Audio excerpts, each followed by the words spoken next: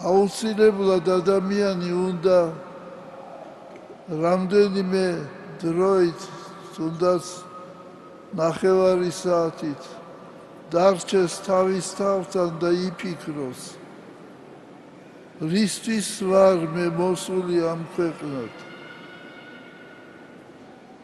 შემთხვევით არაფერი არ არის.